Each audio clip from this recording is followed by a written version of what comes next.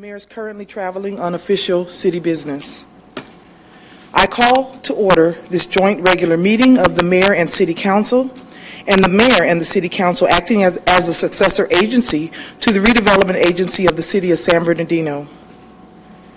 Welcome, everybody, and thank you for coming. As we commence, please silence your electronic devices and refrain from creating any disruptive sounds. I would like to invite Pastor James Grant from New Beginnings Ministry of Love to lead us in the invocation.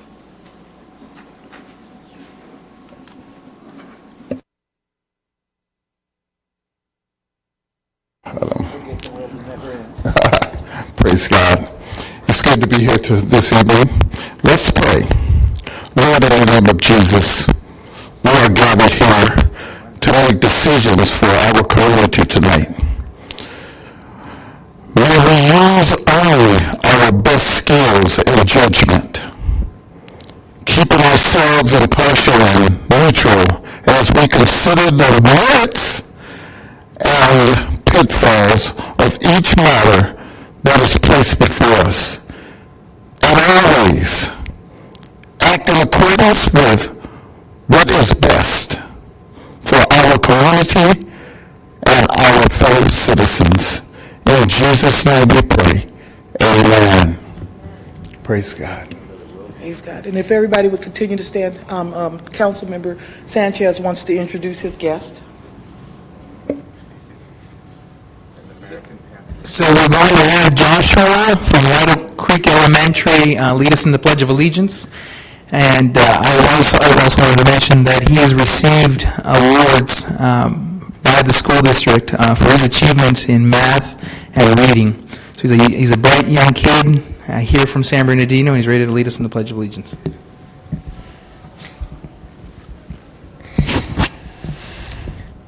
I pledge allegiance to the flag of the United States of America and to the republic for which it stands, one nation, under God, indivisible, with justice for all.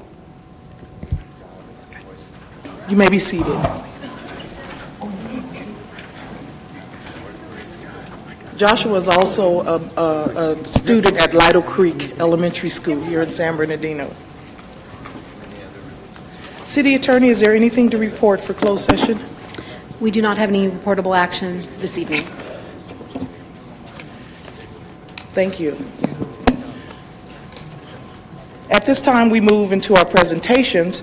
I would like to invite Moses Cisneros from the Sierra Club to the podium. And also invite Councilmember Nickel to give him his award.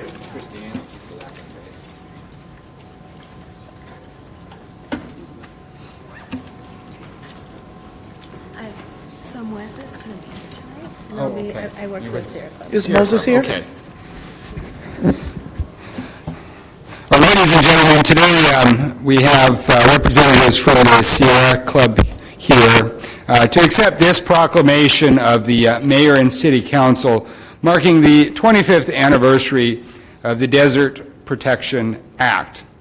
Whereas on October 31st, 2019 marks the 25 years since the signing of the 1994 California Desert Protection Act, which recognized the world-class uniqueness of California's deserts and provided destination points by creating the Mojave National Preserve, Joshua Tree National Park, and Death Valley National Park, as well as 69 new desert wilderness areas in the California desert region. And whereas the California Desert Protection Act catalyzed efforts to protect desert wildlife, natural areas, and military installations through subsequent legislative and administrative efforts, including the creation of the San Jacinto and Santa Rosa National Monuments, the 2009 Public Lands Omnibus Act,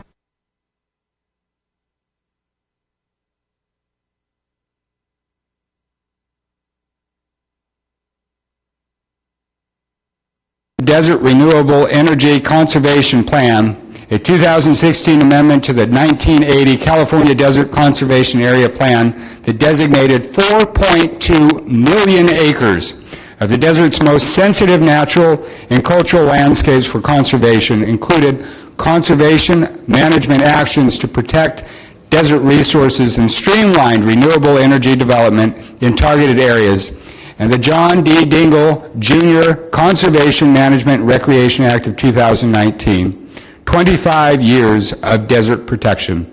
And whereas over the last 25 years, the protected lands and wildlife values of the California desert have created an economic windfall, the economic benefit of desert travel, including visitor spending, industry earnings, and government revenue, is increasing every year to $7.62 billion in 2018.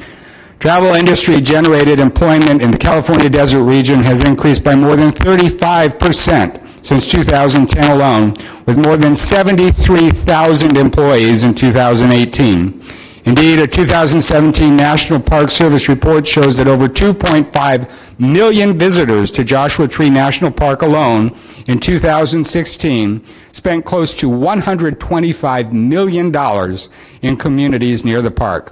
That spending supported over 1,700 sustainable jobs in the local area and had a cumulative benefit to the local economy of $165 million. Whereas the protected lands of the California desert are the historic home and contain the sacred sites, cultural artifacts, and cultural landscapes of the Kemewabi, Mojave, Serrano, Cahuilla, Paiute, and other tribes that have lived in the desert region for millennia. The protected lands of California desert provide a place for members of the desert community and visitors alike to view wildlife, hike, bike, and engage in off-road motorized recreation.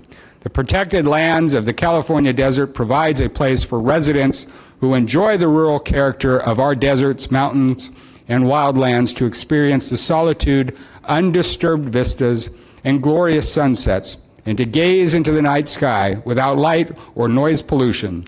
The protected lands of the California desert supports training activities at 5 military installations representing 4 of the 5 military services, each of which are vital to our nation's military security and to our region's economy. Protected public lands buffer installations against development and unsustainable use of groundwater, which could threaten the military's ability to safely and effectively train for wartime and peacetime contingencies.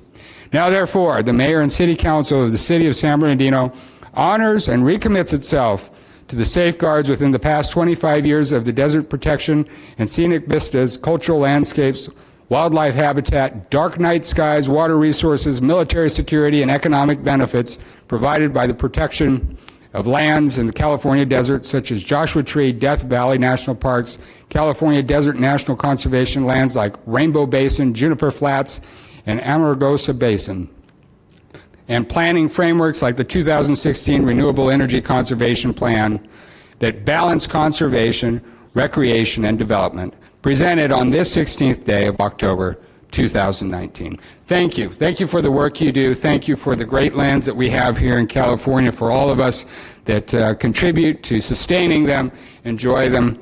Thank you for the service you provide. Thank you.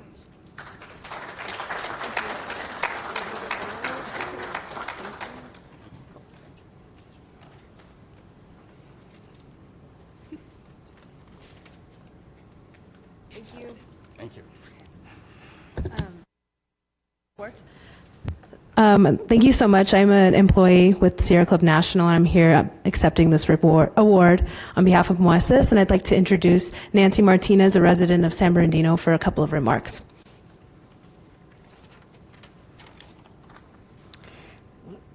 Dear Honorable Council members and Honorable Mayor Pro Tem Bisain Richard, my name is Nancy Martinez Cisneros. I live in San Bernardino and work as an educator in the Great San Bernardino Unified School District. And with me is my friend Gwen Easley, behavioral therapist and also a resident of San Bernardino. I consider the desert our backyard. I recently started enjoying the outdoors and connecting to its powerful and peaceful environment. This is new to me since I grew up away from public and natural landscapes. I'm grateful that my city leadership is celebrating the benefits stemming from our backyard deserts and nature. I frequently draw from nature's design and teach my school kids lessons of all types based out of observations taken from nature. I look forward to connecting more kids to the outdoors as well as continuing to enjoy it with my friends and family. Thank you again.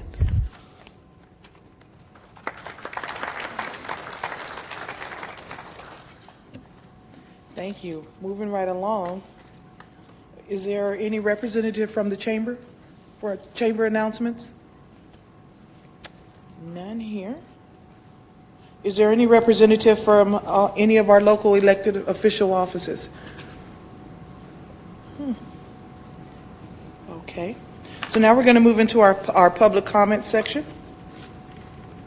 I want to make sure everybody that wants to speak for public comment, you guys please be sure to turn in one of the speaker slips. You can get one right back in the back, or shall I say, as you walk into the front door.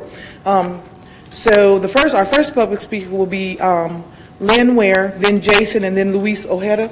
But what I want you guys to do is please, we're going to try to use both podiums here, so if you could come to this side. I believe it is Jason is next, if you can stand on deck, and then Luis Ojeda.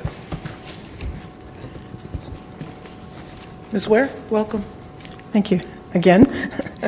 My name again is Lynn Ware. I'm a Muscogee Neighborhood Association president. The combined neighborhoods of Muscogee and Blair Park stand united against the establishment of a welfare office in our neighborhood. If you think we're going to give up on this issue, if you just stonewall us long enough, you are mistaken and you seriously underestimate us. We are taking our opposition to the next step.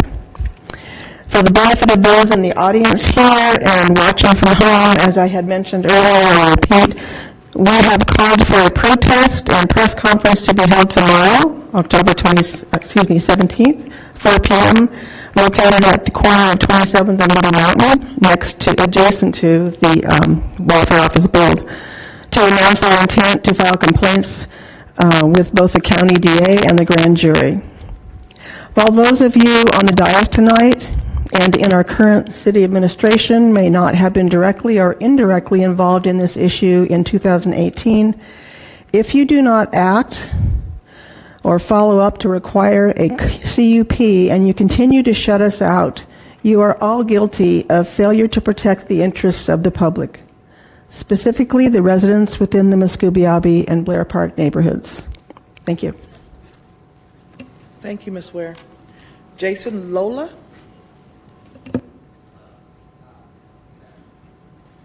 Good afternoon, you guys. Pretty much what I was saying earlier before was I wanted to help bridge a gap with the youth and the city of San Bernardino. I work with a lot of the kids in the skateboard community, and what I've realized is to keep a lot of the violence out of our city is to create opportunities for a lot of the youth and the young adults too, because just talking to them, pretty much they feel like hopeless and stuff like that, and I just wanted to relay the message to them. And also I wanted to talk about the new tax bill that passed. It's the cannabis fairness tax, and pretty much it's going to be opening the doors to a lot of low-income people to actually get in the cannabis industry legitly. And I just pretty much wanted to see too with the city to maybe possibly look into opening more permits, because by doing that you're creating small businesses, and those small businesses are going to hire locals. And that's pretty much what I wanted to say as well too. And also too is that to see some type of transparency, like if people are really trying to do right, you know, and follow the guidelines by, you know, just filling out to be on the list, and also going about to get their state license as well. If there's any possible way, if there's leeway with those type of people, because a lot of the people that I've talked with those concerns, they say that, oh, well, I don't want to get a state license, or I don't want to be in the list because they'll come after me and raid me and stuff like that. So that is a big concern, and I would definitely like to see people get into that. And yeah, pretty much that's it. And just wanted to say too that I wish my buddy Robert Porter a healthy recovery. He told me to come down here and speak on his behalf, and I just definitely wanted to do that. And thank you very much, and I love this city. Thank you. Luis Ojeda. Hello, good evening, everyone. Well, SV Food Fest is back this October 19th. It's very special for us because, we want to remember everyone and the public in general that this is October is the Breast Cancer Awareness Month, and we're gonna be having pink ribbons for everyone to attend the Food Fest, and also coming this last Sunday of the month, we're gonna start doing the cleanups. So I think the progress that we've been making on Baseline, on Second, Waterman. I've been driving around. I see that we're doing some new asphalt, replacing the asphalt. That's very good. I want to thank staff for that and also the council members. But let's remember something. Spending the money, that's the easiest part. Okay? We need to generate revenue, and that's what we're lacking. It seems that we need to attract businesses, and even though I know that our elected officials might have big plans, sometimes it takes years for those plans to come to fruition, and that is the main reason why we want to do SV Food Fest, because we want to concentrate micro businesses and also to show the general public and other people that lives in different cities that San Bernardino is not that bad. That you come to downtown and it's been very safe. We've been doing it for over, 3 months now? And we haven't had any incident, thank God. And we wanted to keep it like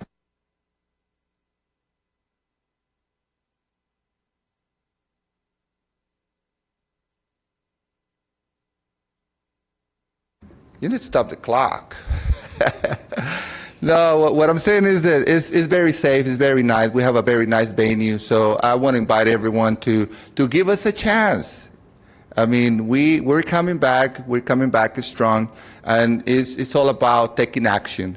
And when some people say, oh, it's only complaining, no, it's not that we're complaining. It's an informed and an involved public is better for everyone. So thank you very much. Thank you. Next is Thomas Fleming, followed by John Schollenberger, followed by Josh Reyes. Good evening, council members. Thank you for this 3 minutes. I wanted to know a bit more about each of you, so I went onto the Google and proceeded to read your snapshot biographies. First on the list, from the First Ward, Council Member Theodore Sanchez. I read your biography. It says, he believes in being accountable. His priorities are improving public safety, repairing the city streets, attracting new business to create higher paying job opportunities, reducing homelessness, and beautifying the community by cleaning up blighted properties. I didn't know what the word blighted meant, and I read a lot. Well, it turns out the word blighted means a plant disease, usually when describing urban communities or communities with African Americans. Subliminal, yes. Could it possibly be racist? Yes. The only thing that's diseased in the city are its elected leaders and their non-action. I also read Council Members Henry Nichols' biography. He worked in Washington, D.C. as an analyst for the U.S. Treasury.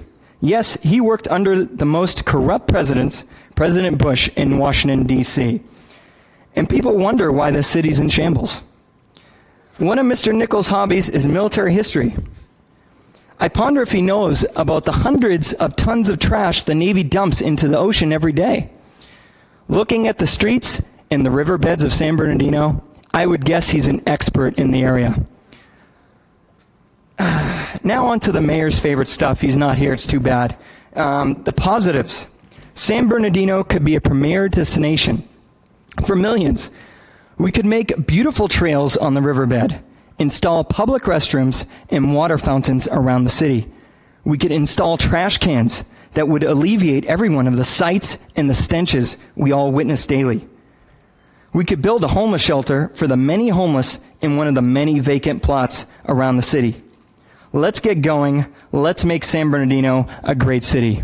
That's all I got. Thank you. John Schollenberger? Oh, there you are. That's followed by Josh Reyes. Good evening, Mayor Pro Tem and Council. I wanted to, a couple things. I wanted to recognize the Public Works Department. I wanted to say tremendous thank you to them for working so quickly to get us our four-way stop at 28th and D. It's a very welcome sight in the community, and it's made an impact already. So I've noticed a lot of people driving a lot more carefully, and I still put out my drive like your kids live here signs. We're going to put a few up more so that the people will understand it's not the boulevard, it's a residential area, and 40 to 60 mile an hour speed limits are not acceptable. So again, thanks to the Public Works team. I did want to speak to, and politely, I wanted to speak to item number 13 on the agenda. And I want to circle back on some comments that were made at the last council meeting, which were it being a value to have a legislative advocate up north, and it's an investment in San Bernardino. I don't think that the community is disagreeing with that rationale. I don't think that's the issue. It's where you're getting the money to pay for it is what they're upset about. They're reacting to that by pulling the money from two elected officials to fund that. That's their issue. And that's especially when it's already gone to court and been decided on, and then we're going to appeal that, and it's going to cost more money. There's other ways to find the money. I'm sure there is, and Sandra Ibarra pointed that out. She says we already need to look at the resources that we have available to us. We have James Ramos, we've got Eloise Gomez Reyes, and we've got Pete Aguilar. They're already elected paid officials that are ready to help us. We can, if we had the money to spare on an elected, on an advocate, certainly, but we don't. We're almost broke. So I'm just kind of agreeing with Sandra, and if I am, hopefully I am quoting you correctly, we need to utilize those resources that we have and exhaust all those avenues first before we make other decisions. So thank you for your time. Thank you. Josh Reyes, followed by Stan Futch. Excuse me, it's Jose Reyes. And I'm sorry, my Jose. writing is really not that bad, but don't worry about it. Thank you, Mrs. Richards. But don't worry about wearing glasses. Don't feel ashamed to. Anyway, I'm just here to speak about, I spoke last time about the dog park dispensaries, and here's the final product if you want to look at it. And I just put them up in the park, and so they can put their dogs, they keep the park clean, self-explanatory. Anyway, I already did the thing on that, so I'm doing the commemoration for it. And this is a thing on our seventh President Calhoun of the United States of America. Our seventh President Calhoun was elected as a man of color who changed the colored party into a clown party. He was a colored man, well, colored like a clown, much face paint. They called him a slave owner, at least. That's what they said. He didn't actually own people, though, not of any color. What he owned was dogs, lots of dogs, and they came in all kinds of colors, and some of them pulled slaves. He was a slave owner. And that's where the confusion lied. But obviously he was a man of the North. Well, North America at least. Actually, he was a hound dog. He owned hound dogs mostly, and he bred and trained every one of them. And yes, sometimes he could be mean to them, and when they started trying to mate like Fika Shysters or having sex like Fika Shysters, I mean in the backside, what they call doggy style, He would knock them off each other and get them to breed integratedly. He would breed these thoroughbreds non-incestuously by combining breeds, but never with people, of course. So these were just dogs. Although these dogs were brilliant and could perform tasks of great wonders, much like the Russian dogs that flew into space, yet these dogs would come back. And come back when called, and fetch and sniff out almost anything. And I didn't mean to compare them to Fika Shysters. They were many times smarter than that, smarter than Fika Shyst. But you know, that doesn't say a lot. So when President Calhoun was president, he would give the people all kinds of dogs of all kinds of breeds, whatever was their specific needs, and would make them smell good with colognes, which he also offered to the men, making these dogs man's best friend. So these dogs got a vote, but they always voted for bacon. So, you know, their votes didn't count because we always disqualified pigs in the government.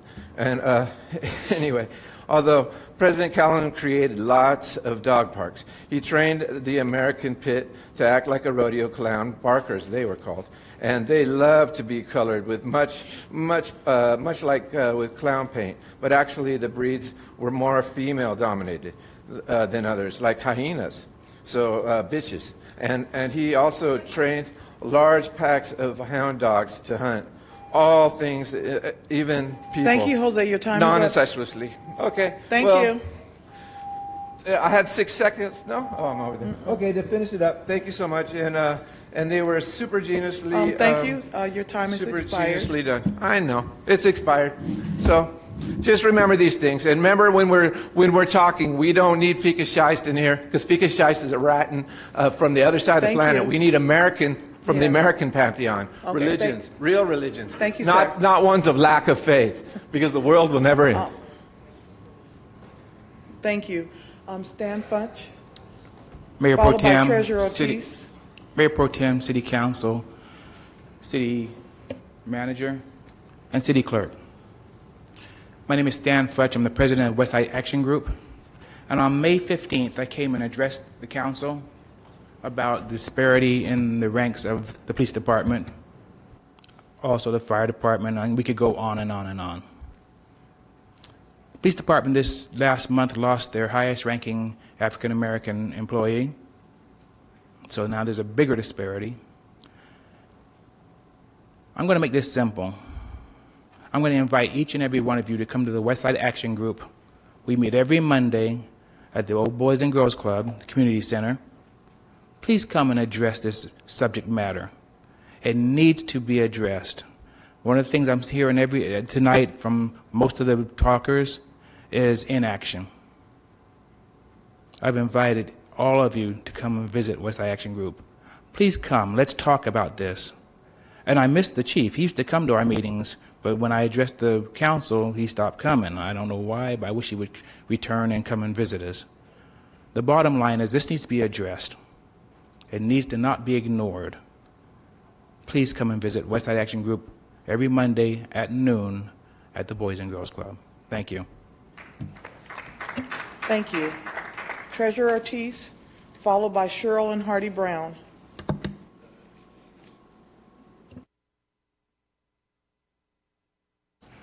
Council, first I wanted to give a big thank you to Sandra for what you said last week as far as the legislative advocate goes. Your willingness to speak out and speak up was paramount, it was profound, and much appreciated throughout all awards. And what I think that also needs to be addressed tonight is the fact that you went out for bid, you received bids back, and then the day of, you had an organization that was not chosen call the mayor and change their price and say that the city made wrong recommendations. And then you gave them the contract. What in the world are you thinking? That is against the law. Why would you what was the point of going out for bid? Why didn't you just have the mayor go pick his friends? Who does that? And tonight, you guys need to take a look. He's not here, so you get to kind of think for yourselves. Take a step back and look at what you are voting on. You are culpable for the actions that transpire here. You're the voting members. He's the talking head. Your votes hold the city accountable. You are going with federal advocates who were originally placed third at a $120,000 bid, who were revoked to $100,000.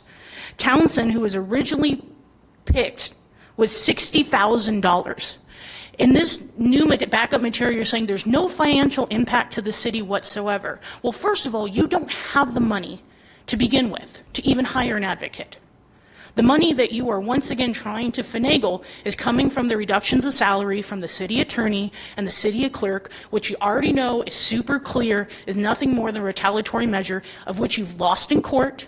You're going to lose again in appeal. So stop faking it. You were just given $3 million by James Ramos to put a general plan together. Put the plan together. What are you advocating for? What is the vision? Where are you going and what are you doing? Who do you think is going to give you millions of dollars to do what with? Instead of sending John to Mexico 4 times in the last month, send him to Washington, D.C. Send him to Sacramento. Keep him home.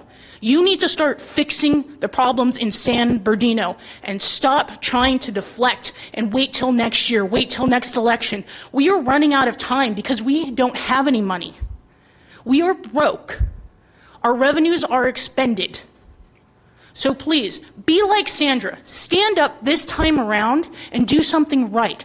Question what you're doing. Take a moment and think. You revoked your ability to speak and ask questions. You limited yourself to 5 minutes, and it is reflecting in your actions that you don't understand because you cannot speak about it. Thank you. Thank you. Cheryl Brown and Hardy Brown. Good evening, Mayor Pro Tem and council members. Mr. Brown is going to ask for a little extra time because of his disability. He's asked me to read this to you, and this is a letter from Hardy Brown. You have on your website that the City of San Bernardino is an equal opportunity employer and that applicants for all job openings will be considered without regard to age, race, color, religion, sex, national origin, sexual orientation, disability, veteran status, or any other consideration made unlawful under any federal, state, or local laws. You list your guiding principles as a world-class city which capitalizes on the diversity of the people to create a broad range of choices for its residents and how they, and a capital they, live, work, and play. In my opinion, the staff person who wrote this would have used "we live, work, and play" if they lived here. In another paragraph, you say we have a skilled workforce that attracts employers, yet you will not hire or promote the citizens who work for and live in the city. Your last statement is, we are a home for those seeking a sense of community and the best life has to offer.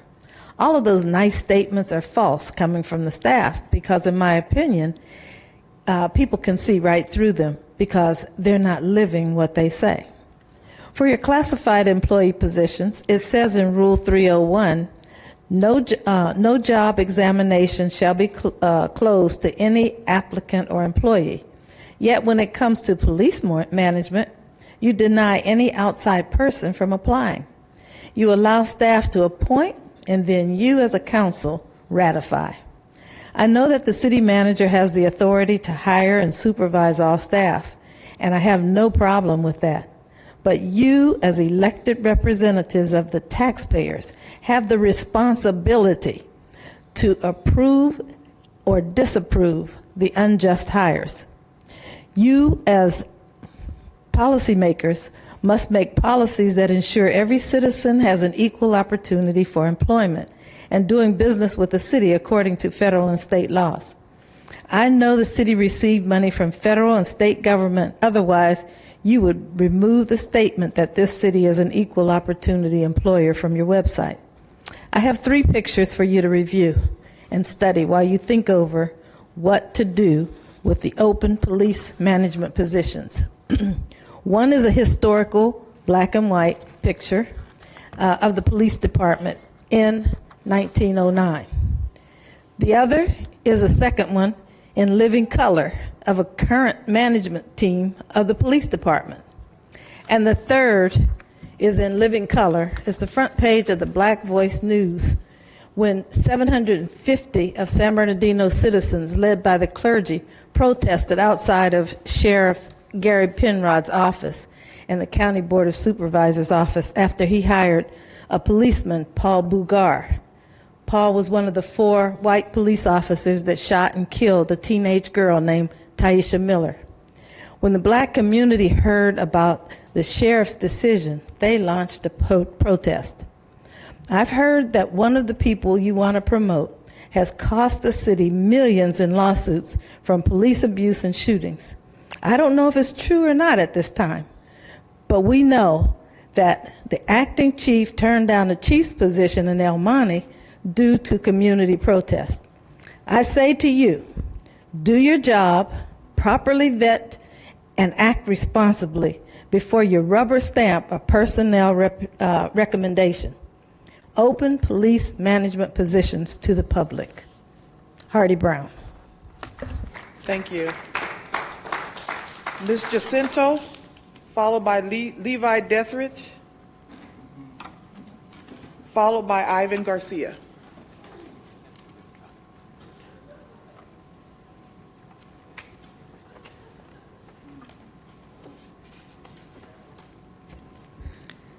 Hi, how are you? I'm here to ask you if we always say it's not enough police officer on the city of San Bernardino, which is right. We need more. And I'm here to give you my honest opinion.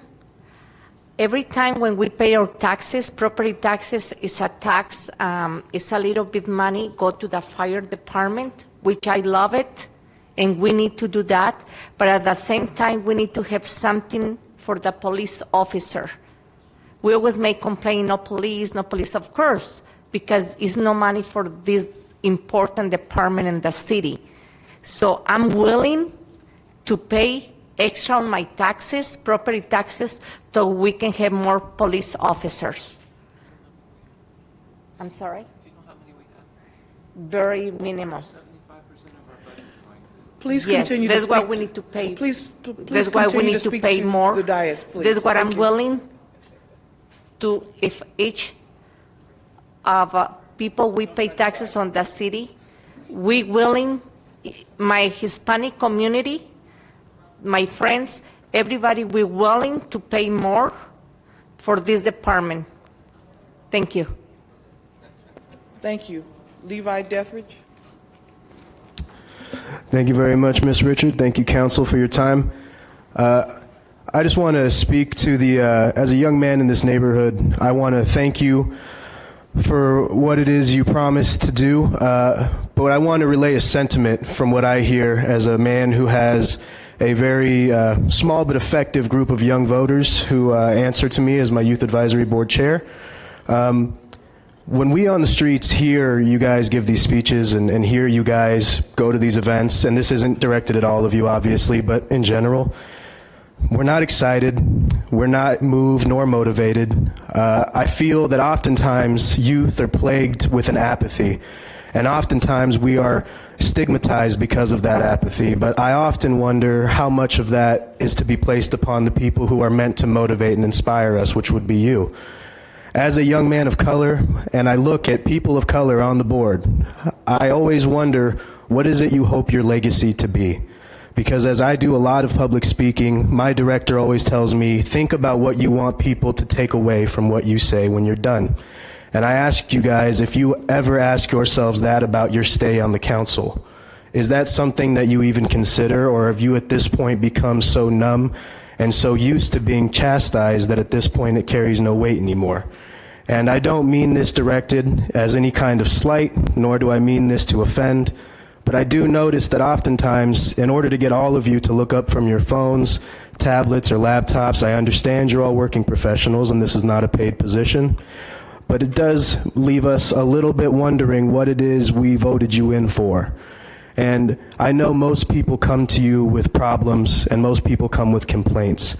I simply come seeking an answer and some sort of resolution, because I understand that I do hope to be an elected official at some point.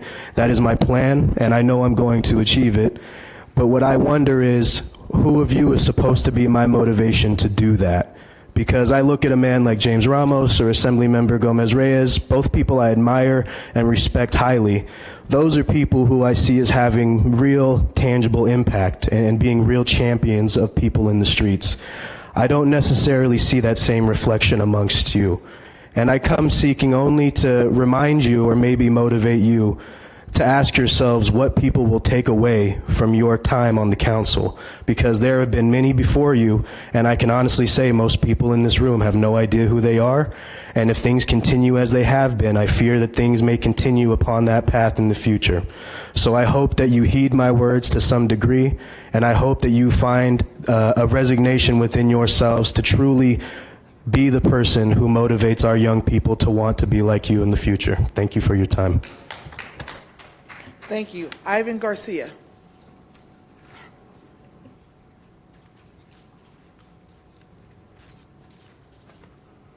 Good afternoon, everyone. My name is Ivan Garcia. I am a resident and a volunteer. I'm a volunteer for We Are the Change of San Bernardino. And today I'd like to give a little bit of feedback, what I like to refer as the sandwich feedback, the good, the bad, and the good. The good is, I'd like to say thank you for the city staff for attending the San Bernardino Food Fest initiation, and for your time and all the hard work. And it's been a pleasure to meet a lot of the staff here within our city. I've met a lot of great people. One of them is Luis Ojeda.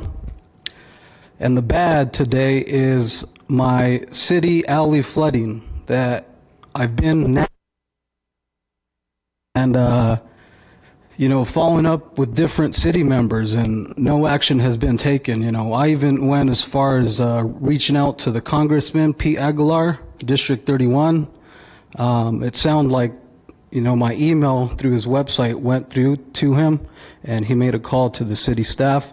So I don't know what to do. I don't know if it's my approach or if we can add this alley repair to the agenda. I'm just looking for a resolution. I mean, it's a huge concern. Right now, the rainy season is coming, and once it starts to rain, I want to have a lot of water in my property. The city did come out and provided a Band-Aid fix that I like to refer as. They built like a berm. However, there's still a low point at the alley, and that's right in front of my driveway. And when it rains, it floods and it all dumps into my property. I mean, if this was your property, would you guys take action?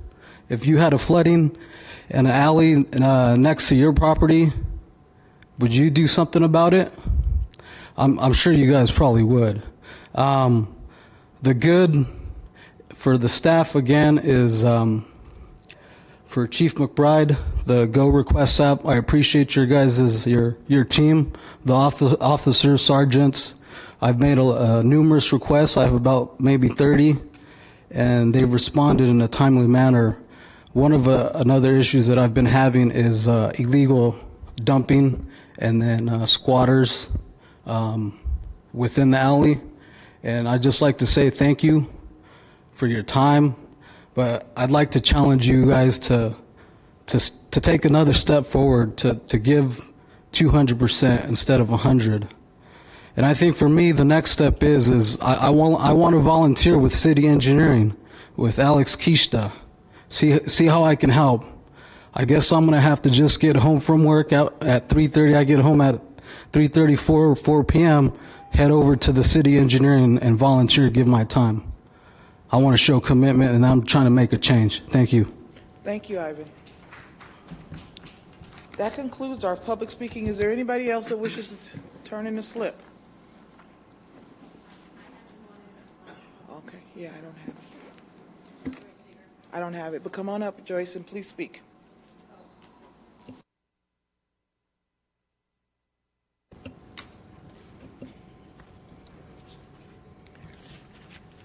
I'm Joyce Seeger, President of Blair Park Neighborhood Association, which adjoins the Muscooby Neighborhood Association, where the County TAD Welfare Building is going up. We want you to know that we are not going away. We are not stopping. We know that city employees, public servants, looked the other way and didn't follow the city's own rules. The reputation of this city is once again at stake. Do we want to be the laughing stock of the Inland Empire? We are the county seat of the largest county in the lower 48 states. Think about the example you are setting. The city is not following its own development code. Scott Beard's corruption is being tolerated, and the county is misusing taxpayer money by making an agreement with Scott Beard. Thank you. Thank you. Mayor Pro Tem, if I may. Yes. I know that through the Brown Act, there is no requirement that they disclose two potential actions that were discussed, but if the city attorney could address the public and give a report of actions taken or potential actions that will be taken.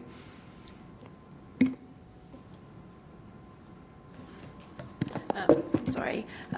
Council members, I believe what the council member is asking is, while we were not required to report out any information regarding our discussion in closed session related to the TAD building as an item of anticipated litigation, he's asking if you would waive privilege and allow me to inform the public as to what two of your anticipated items may be. That is your privilege, and it's up to you if you want to have me discuss that this evening.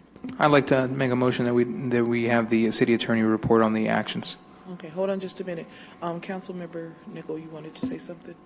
Yeah, I think it's appropriate for the public to know, within reason, what we are anticipating in terms of potential action moving forward, or at least give them some sense that we have heard them and we are taking some affirmative action on If there is a formal vote on the waiver of that privilege, I'd be happy to share that information with the public this evening. Clerk, can you take a vote on this, please? First, I need to hear a second to that motion. I will second that motion. Mr. Sanchez? Yes. Mr. Barra? Yes. Mr. Figueroa? Yes. Mr. Nickel? Yes. Ms. Richard? Yes. The item passes 5-0. Okay, I'd like to give you a brief report out from item B on the closed session from this evening. We listed under Section B, Conference with Legal Counsel regarding significant exposure to potential litigation. This item was related to what we have been referring to as the TAD building. We had previously received a potential threat of litigation from the developer of this building, although in public we had a discussion about keeping the development of this building separate from the anticipated use of the building by the county and its operation of the facility as a social services center. What we talked about this evening were two potential actions for the City Council to take. In deference to the council members who were absent from the meeting this evening, I was asked to prepare further information for the council's consideration. You've actually instructed me to draft a communication and a resolution which would state the City Council's opposition to the TAD operations because of the secondary impacts on the community, whether it be traffic, noise, and other types of negative impacts. We will be preparing a resolution stating the City Council's firm opposition to not only this particular use, but the continued uses in this from the county that impact the community and your residents.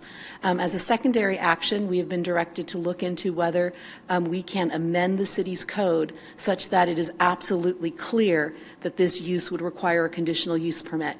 At this moment, some believe that it is clear, others believe that it's less clear, and the City Council has a very firm desire that the City Council regulate this use under a conditional use permit, and we have the authority under our police powers to amend your code accordingly. We will be working with your community development director and staff to bring that ordinance back to you for consideration. I believe that was a summary of what we discussed in closed session. Thank you. We're going to continue on with our agenda. At the request of our city manager, we're going to continue our public hearings. So item number 2 will be continued to our next meeting. Is that correct? Our next? That's correct. Thank you. Thank you. So then we'll move into our consent calendar. So I'll poll the council members to see what items they would like to pull from our consent calendar. Councilmember Sanchez. No items to pull. Councilmember Figueroa. Number 8. And Councilmember Nickel. Just item number 7, there were some questions that came up from some constituents, just some clarity, some clarifying questions. Thank you. Thank you. And can I have a motion to move the balance? Move the balance. Second.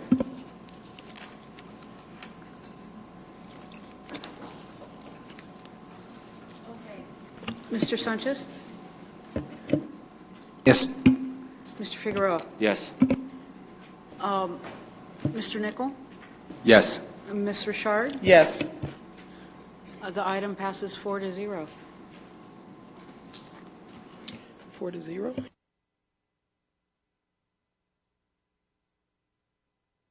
I don't know. So we'll move on in. Item number 7. This was pulled by Councilmember Figueroa. Mr. Figueroa? Well, we'll go ahead and have staff report. I apologize. Number 7, I'm sorry, Member Nickel. And we'll have staff report first. Yeah, this question, primary question was, well, there were several.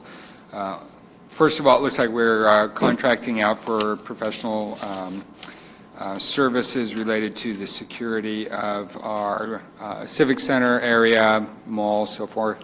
One of the concerns expressed by constituents was why would we give this to a contractor versus using our police department? Maybe you can elaborate a bit on that, Ms. Yes, City of course. Manager.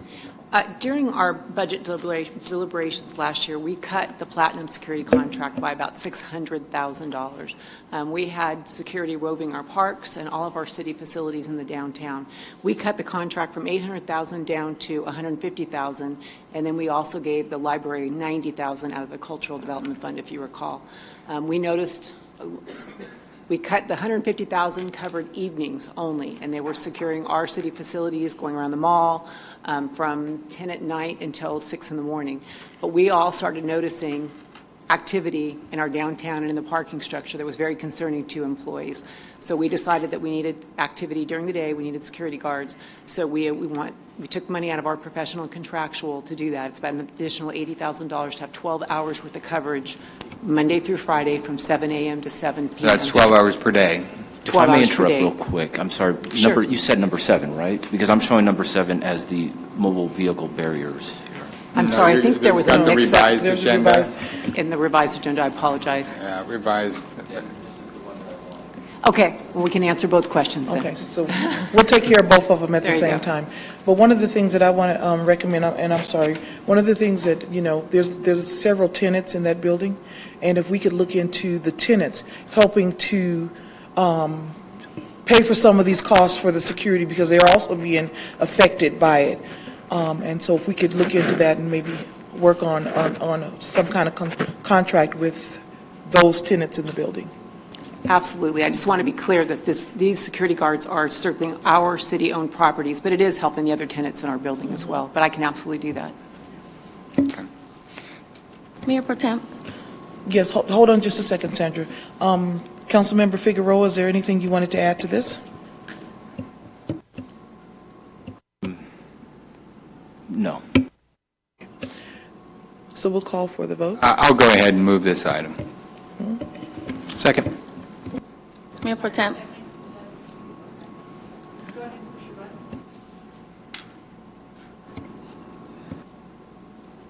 Mayor Pro Tem. Mr. Barnes.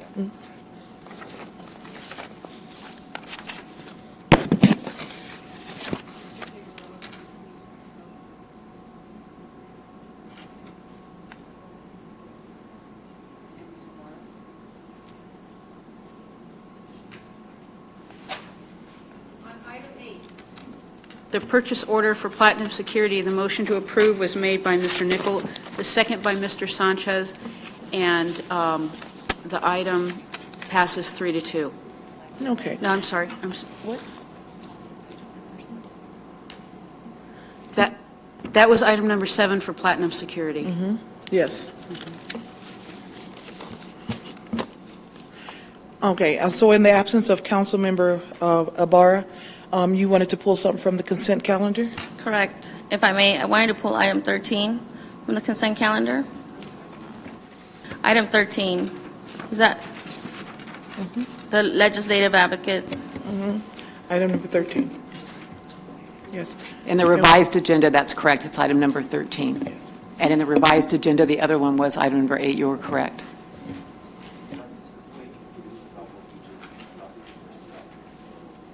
You just voted on the Platinum Security item. In the revised agenda, it is item number 8. In the original agenda, it was item number 7.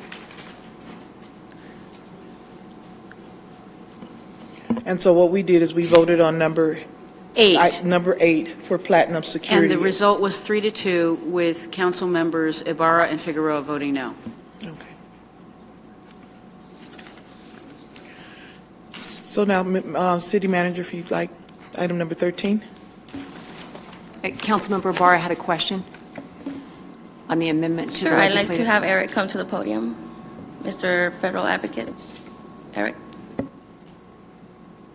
Before he comes to the podium, if we'd like to give a report from staff. Sure. As you recall, at the last meeting, you approved 2 contracts for legislative advocacy services. After we negotiated to have them sign the contracts, they both asked that we waive the professional liability insurance. Legal and Risk have agreed to that. So this is an amendment to those 2 contracts that you approved at the last meeting to waive those insurance requirements. So because of the Brown Act rules, we cannot actually discuss the merits of whether we accept this contract or not. It's just to make those amendments. Am I correct? This amendment is for the waiver of insurance. So we can't discuss the merits of this this lobbying firm. So I move to approve.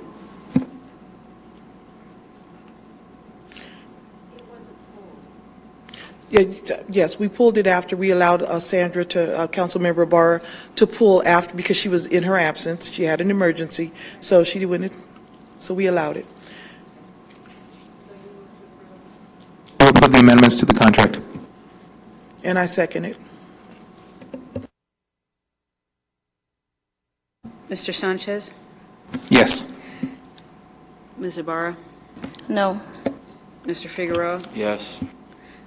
Mr. Nickel? Yes. Ms. Richard? Yes. The item passes 4-1 with Ms. Ibarra voting no.